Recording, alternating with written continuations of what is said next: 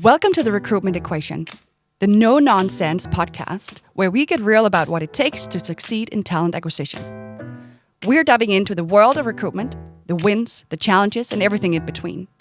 From innovative strategies to unfiltered conversations with industry leaders, we're here to give you the insights you need to elevate the way you attract and hire.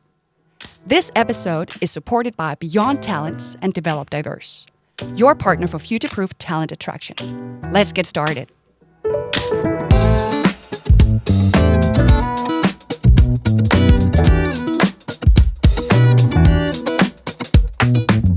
Wonderful. I've been looking so much forward to this episode. I'm Byriel, and with me I have my co-host, Nicklas. Hi, Nicklas. Hi. Wonderful having you. And Pedro, I'm mainly been looking forward to this episode because of you as a guest here. So welcome. Thank you. It's a pleasure being here. Wonderful. I could talk a lot about all your achievements, your CV, all these kind of things, but I think it's more interesting to hear it from you. Yeah. So who are you? Well, I'm Pedro. I'm originally from Brazil, from Rio de Janeiro. Came here to Denmark because, of course, I was tired of the sunshine and the and the nice weather. But honestly speaking, I came here because of work, like many other foreigners, right? I started my career working at AP Moller. I started doing recruitment in Rio de Janeiro. And then in 2013, I was offered a promotion to come here and work in HQ. And honestly, I fell in love with the country. As much as we joke about the weather, I love it here. In total, I spent 10 years at Maersk. I did pretty much everything you can think of in terms of employee experience and people processes. But my focus was always on the talent attraction and employer branding. So a few years ago, just when COVID was hitting, I decided it was time to move on, to find something else. And then I created my own consultancy, started working with startups. I wanted to see the other side, how it is to work in a very small and dynamic organization. Spent some time working with the United Nations, then came back in-house, working on private equity, and then today I work at Coloplast, which is a really amazing company to work for. And what does Coloplast do? Just for if there are any listeners out there that don't know Coloplast already. So Coloplast takes care of people intimate healthcare needs. The most famous product would be our ostomy bags, but we also have wound care treatments. We have tracheotomy procedures. We have, in some parts of the world, advanced wound care with fish skin. So we are present in environments where normally people would have a difficult time recovering after a surgery, or if they have a life-altering accident, for example. Thank you for sharing. Of course. And today we're going to talk about the EVP. Yes. Great abbreviation. Yes. Right? So what does that stand for, and what is that? So EVP normally stands for Employer Value Proposition. Is this idea of answering the question, why should you work here? So it is an amalgamation of all the explicit and implicit promises that you have when you are looking to join our organization. It's just a way to structure what is your brand in terms of an employer. What is your edge towards other competitors? What is the type of people that you want to attract and that will thrive inside the organization? Spot on. That was very good, Laura. Almost like the Oxford Dictionary there. Maybe I have prepared. I actually, talking about an EVP, as you just mentioned, Coloplast, global, big company, a lot of different professions. Yes. So, how unified or how singular can you make an EVP, and how much do you need to, unfold it into several EVPs? Yeah, that's an excellent question, because people normally tend to think that the hard part is to gather the inputs from the organization in order to anchor with the employee experience. But the real challenge is how you can make something that everyone can feel represented, at the same time having some room and flexibility for the local markets to succeed. And the way that we have done this, or my predecessor did, she did an excellent job, was to create a tagline that could represent all of us at Coloplast, that is, careers that make a difference, but also create supporting messages that could be then localized. And today, if on a very practical level, we are using AI to help us localize the copies when we are producing EVP content locally. How? So the difficulty for a lot of people is to create content in the first place, right? It is to sit down and write a text. When you have done such an amazing job of creating the EVP, you come out of that with a lot of different documents, a lot of text. What you can do is, with the right prompt engineering, is to feed that to, in our case, Copilot, and match with your local requirements, and ask the AI to give a few suggestions. So create 7 possible LinkedIn posts for me. And the AI is great in doing that. It's bringing the local requirements and all the EVP material that we already have in place. It was a lot of trial and error, and AI is still an evolving technology, but it is a way that you can create branded content at scale, which is very important for us because we are present in 42 talent markets, and there's a lot of localization to be done. Yeah. Definitely. And we're not going to talk too much about the whole process of creating the EVP today, because as you also said, that was done a while ago. But yes, to just quickly close that, because a lot of companies, I think on a continuous basis, they're looking into, should we redo the EVP? Should we start the process? I think that's something I hear a lot of employer branding teams talk about. So what did you do, just very briefly? How long did it take, and when was it concluded? So the process took a bit more than a year, and it was done throughout surveys that were sent to all employees around the world. And then we got more than 800 responses from different languages, different cultures, different job families. We also had some localized workshops in our most important talent markets to improve even further. And we also work together with an agent to bring it all together. We work very closely with our comms team and also with our legal team, because we are a medical company, and our industry has a lot of additional considerations when you're creating anything. Makes a lot of sense. Yeah. So when did you start the implementation phase of the employer value proposition here? So the EVP was launched, but as we all know, implementation is the graveyard of many great ideas, right? That's always the difficult part. And that's where I came in, because we started to really roll out earlier this year. And the way to roll out is that, yes, you can very much focus on individual contributors. You can train them. You can enable people that are the EVP super users across the talent markets. But you also need to find ways that the systems and the processes in your tech stack support that. So it is by using AI. It is by changing all or reviewing the automatic messages that is sent to our candidates. It is about having a look at what is the job ad template. It is about using videos at scale to transmit that message. And so far, implementation takes time. We are a very big organization. We are more than 16,000 employees. And it is a marathon. It's not a simple 5K or 10K. It takes a long time. And in the beginning, I received a lot of, not necessarily pushback, but people were asking, okay, what is the impact of this change? How we can measure it? Is it the impressions? Is it the click-through rate? Is the quality of applicants? And my honest answer is right now, it's too early to think about all that. We do not control our impressions. We don't know enough about what are the good content that generates clicks and those that do not. Right now, let's focus on the things that we can control, which is producing content, right? When you are running, you cannot figure it out which was the step that made you win. But you need to take a lot of steps to cross the finish line. And this is the process that we're going through now. It's taking these steps, going out, practicing. Some things go really well. Sometimes we make mistakes too. And that's perfectly fine. As long as we show up every day with the eagerness to run, I'm confident that we'll get there. I really like that analogy. I will use that at some point in the future for sure. Maybe I should trademark it. I don't know. Yes. I can. I'll make sure that I give you the credit for it. Perfect. For sure. But I still think that there's still a lot of EVP projects that end up not winning that race or not getting to the finish line. because we have maybe trained so much for the marathon, we prepared so well, but then all of a sudden it's sort of, we didn't end up there, we didn't go all the way, right? And it sort of dies out a little bit on the, so we don't get successful implementing that EVP properly within the business, and especially not the local markets there. So can you talk a little bit about more, what the preparation for this?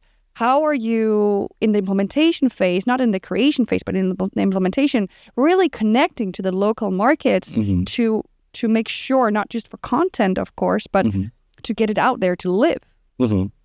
What is really important is that rolling out global projects is very easy for the local markets to feel that they're just receiving something. This was an exercise that HQ had, and we just need to execute. So having the involvement from them from the beginning and including in the implementation phase is key. So the way that we work is that we have an employer branding community that has representatives from the local markets. And they come in and they have an active voice on how we're doing this implementation.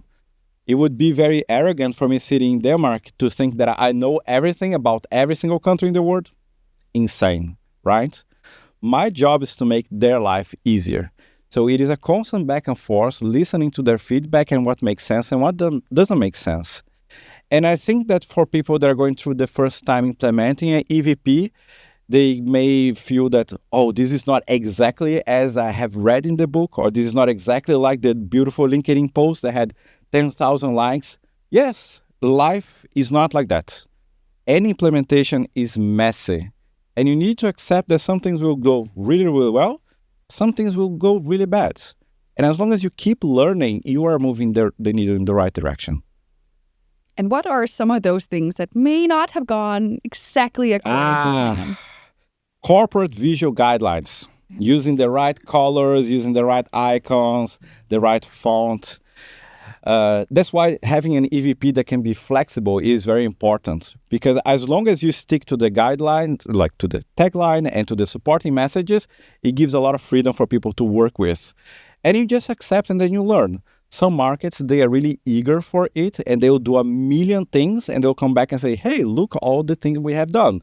And then you look back and your first thought is like, this is not properly aligned. This is not the right shade of blue. This icon is not the right place. And then I know that if you're a perfectionist, you think, you know what? You need to do this and this and this better. But that's not how you're going to win them over. It's not how you're going to create relationships, right? You need to say, awesome. That's really good. That gives us a lot of inspiration for the other markets. Next time, I want to participate in that process as well. Let's do it together so you can succeed and be even better on your next campaign. And just accept the small stuff. It's not life and death. And it's important that we don't feel that it's life and death. It's important that they feel secure, that they can produce content, and they're not going to lose their job. They're not going to get written down. And then with time, they build that confidence. And that's what we need. You talk a lot about content. Yes. And can you tell me a bit about all the types of content that is actually going into, expressing the EVP from Coloplast and out to the world? Yes. So one of the things that we did as part of the community was to have a small employer branding audit. So we would identify what are our main competitors, what are our main talent needs, and what are the local levers that we can pull to attract that talent. And part of that audit, when you are identifying the talents you need, you also identify the channels that you need to be. And content needs to be optimized for the channel that you are present. So if you are posting, if your main talent attraction channel is LinkedIn, what are the type of content that performs really well? Yes, you can do a lot of blog posts and texts, but we know that the algorithm prefers photos and short videos. So let's focus on that. We know that Instagram has moved towards being more reels, less about just static pictures, but more that interactivity with the community. Let's do more of that. We know that in some locations, Facebook is really important. And on Facebook, having a silly AI picture may work really well. So it's about understanding your channels, then you know which content you need to create. And when we're talking about sustaining the race, one thing that I think a lot about is shifting away from this idea that you're creating campaign after campaign, and more about the logistics of creating content. So there is this term called content operations, which is very much the logistics about creating content, deploying multiple channels, and measuring the performance. And then that's what I think a lot about. Okay, how we can sustain that pace, how we enable the organization to continue to go out and post things day after day, day after day. So how do you do that? The carrot and the stick would be the classical response, but it's mostly carrot because people really care at Coloplast. I think that our talent attraction has been excellent, that we attract people that are very much attached to our values. So for them, it's not about, this is an additional thing that I need to do. My challenge has been, I want to do this, Pedro. Help me make it happen. So I really feel that we have a lot of wind behind our back. We have the support of senior management, which is always nice. And people show up. They are interested to it. They feel that they are proud to work at the organization, and they want to show that. So there's less push and more pull from the organization, actually, to make sure that to get this out, that it lives in that way. Yes. And we do have very ambitions,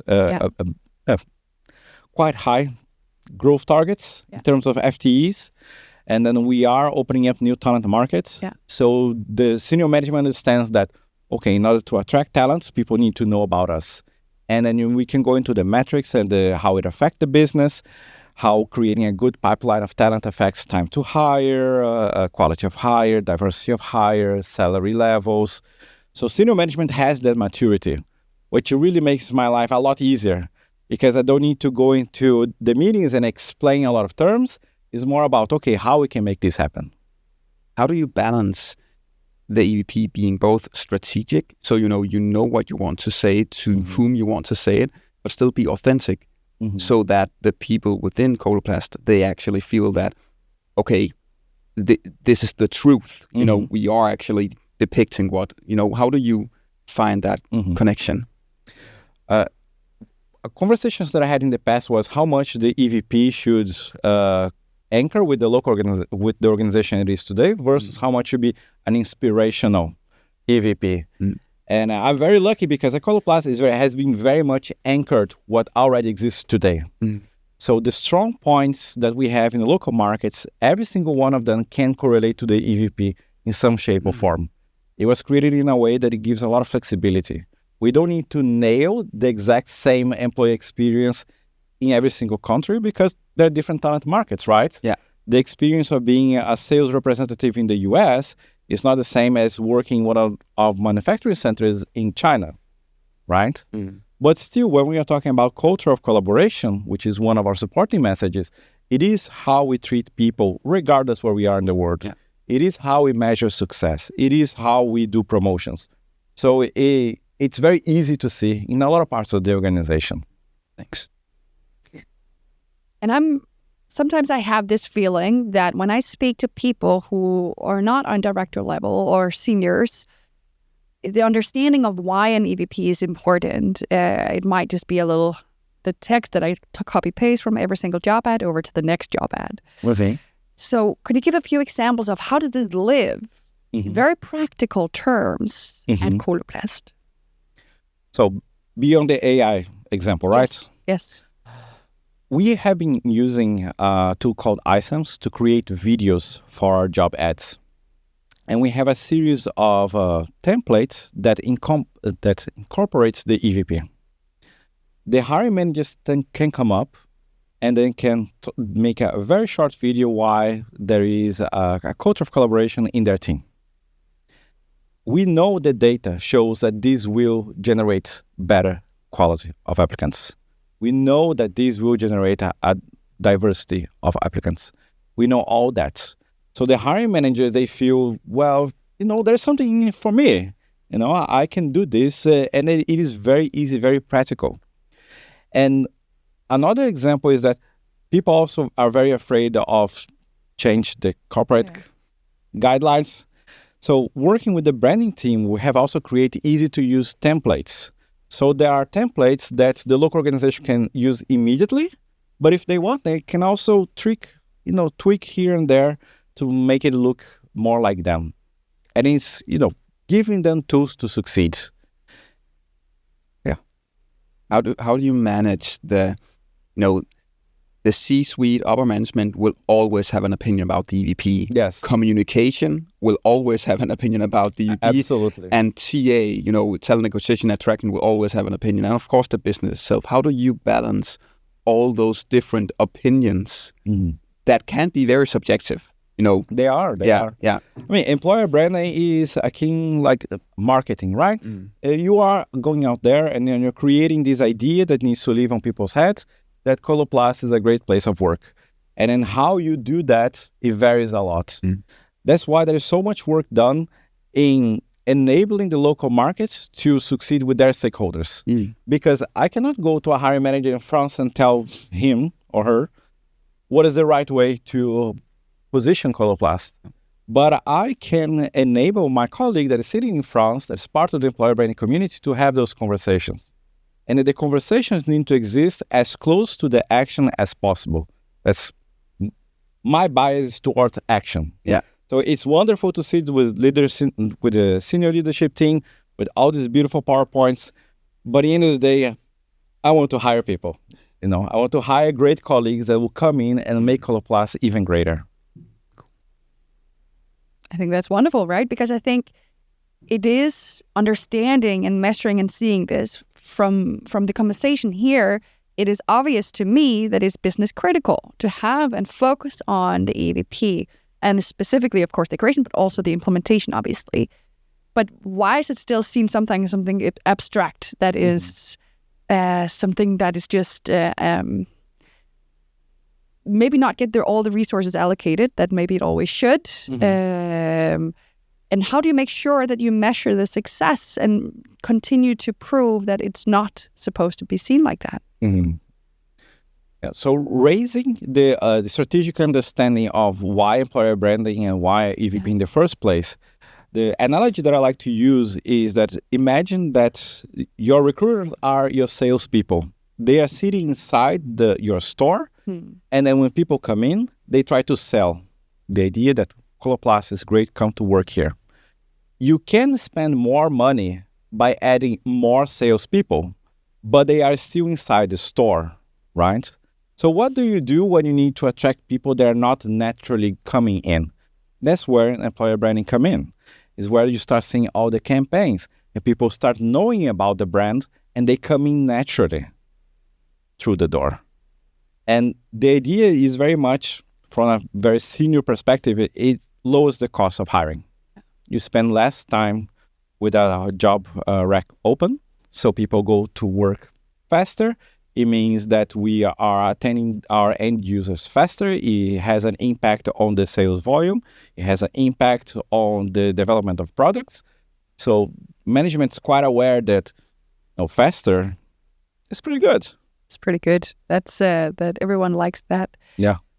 And you said as well that the measurement part is a little immature right now. But is that something that you want to measure on down the line? Yeah. What are the main KPIs, in your opinion, that are important to look at and measure when we look at the EVP implementation? Because we are such a global organization, the KPIs that different markets will have will be different. And the way that I think of it is a pipeline. Let's say that you start with, I want to measure time to hire. What comes before that? I want to measure the quality of hire, because with good applicants, I hire faster. Okay, then I want to measure before that, what are the channels that are bringing to me the best candidates? Okay, then I want to measure what is my engagement and my impression on this channel.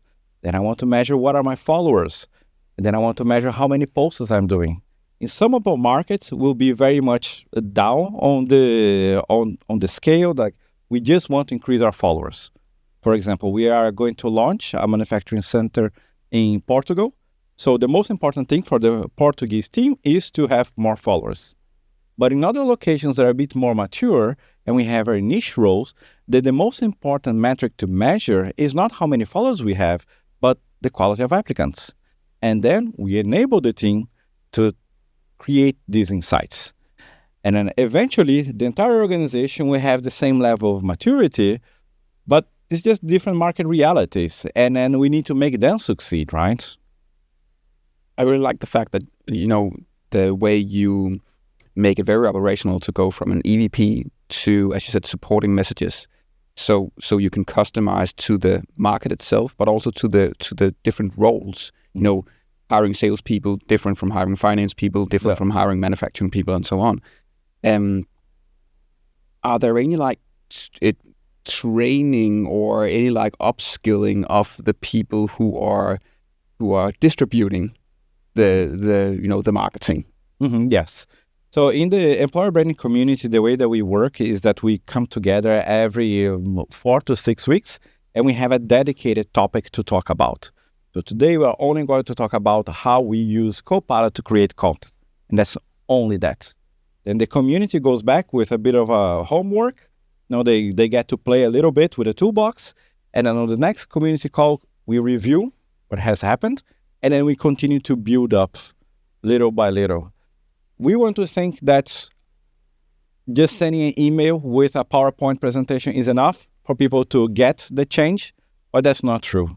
We need to handhold them a bit more. We need to make them feel comfortable that this is something that they can do. And then you discover that people are really passionate about it and they love it. And they just wanted to have the opportunity to do it and someone to show them the way, which is really, really rewarding. And how do you plan this with the local? So you said you had representatives in the local markets. On that, are you co-creating the content there and co-create, building out the KPI framework as well with the representatives there, so that they also are buying into how they are responsible for getting these results in and owning part of the process in that way? Or how are you managing this? So once we train them in how to do them, and when we give them the tools and we do a little bit of hand holding, then they're free. If they put out content that is aligned with their local communications team, that is aligned with their local stakeholders, please go ahead. I would not know the right cultural cues to succeed on WeChat in China. I trust my colleagues that they have gone through the training, they have the tools, and then if they need any additional support, we'll of course help them. But it's all about entrusting them. The EVP is not a HQ-led type of project. The EVP needs to exist in everywhere. I think that's the main thing, right? Mm-hmm. Really, the takeaway. So what is the next big task for you? Next big task for me, it would be to revise our tech stack. Coming back to this idea that I don't want us to work on campaigns, I want us to have a sustainable pace. There are a lot of tech solutions out there that can enable these content operations to exist in one place. But anyone that has implemented any IT system in a big organization will know that this is not even a marathon, this is a death race through the desert. It's a long process. So that's big coming along. And we also, we have a few other things, but I'll leave it at that. Perfect. That's all right. Keep it forward too. I will stay curious. Yeah. Yes. Comment, like, subscribe to keep up with the latest updates. I like that. So, just for the listener, we're soon going to have to wrap up, even if we could keep this going forever. There are a lot of organizations out there. We know that everyone has an EVP or going through an EVP phase or planning an EVP phase here. And maybe people are standing in front of the implementation phase. If you had... it doesn't have to be only one piece of advice, but the best advice from your end for companies out there looking to go into this process now? So my best advice would be to be action bias. Don't let perfect get in the way of good. Try to do things today, even if they don't look great, even if in 6 months you need to change it again, that is absolutely fine. Organizations evolve. People evolve, and keeping the EVP just as a beautiful PowerPoint will not make your life better. You will not feel that you have achieved something. So go out there, create things, and learn from it. And how do you do that? Because again, I would imagine that we could visit a lot of companies, even big companies, and the EVP is maybe known by a percentage of the of the organization. Everyone else is like, never heard. Yeah, exactly. Yeah. So how do you make it something that is actually that is a valuable part of the way we talk and the way we communicate? So there's a difference there between how do you activate the EVP internally and how do you activate the EVP externally. When we are talking internally, it's really important that you ingrain it in other people's processes. So to be ingrained in how you do your performance, you don't need to say that leaving the EVP will impact your performance, but you can have shared vocabulary. You can have shared terms. When you're training people, you can have the same terms appearing over and over and over again. People are afraid of repetition. They say, I posted once, I will never post it again. That's perfectly fine. It takes time for people to really catch that.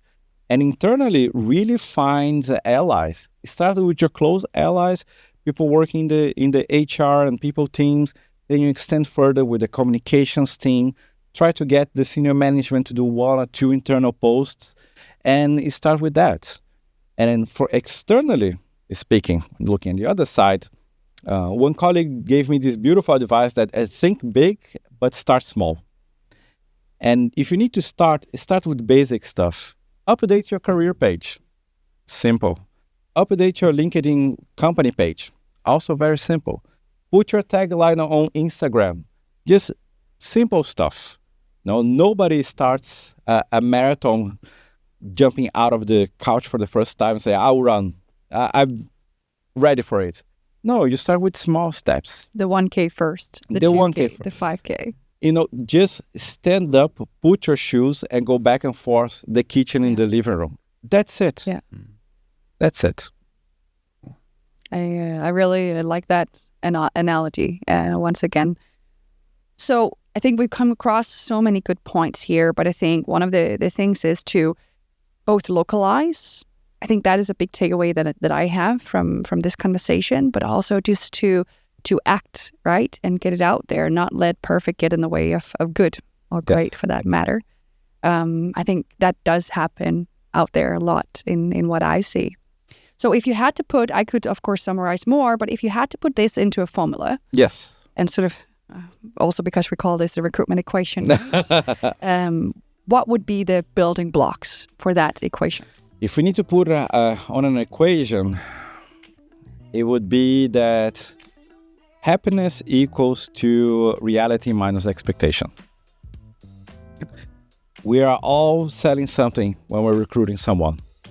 If we oversell, if we create all these beautiful expectations and the reality is not there, people are going to be disappointed. But in the other way, if we are not talking about ourselves at all, if we're just quiet and we have an amazing employee experience, we are missing out attracting a lot of great candidates that are out there and simply don't know about us. So keep it in mind, manage the expectations, be transparent, anchor things in the organization, and you will attract the talents that will reflect your values. And that will make a whole lot of difference. Thank you so much, Pedro, for the great advice. This is a conversation I'll go into my book, memory book at least. I'm sure for you as well, Nicklas. Totally. We will continue this when we stop the recording. Thank you. Yeah, it has been an absolute pleasure. Yeah.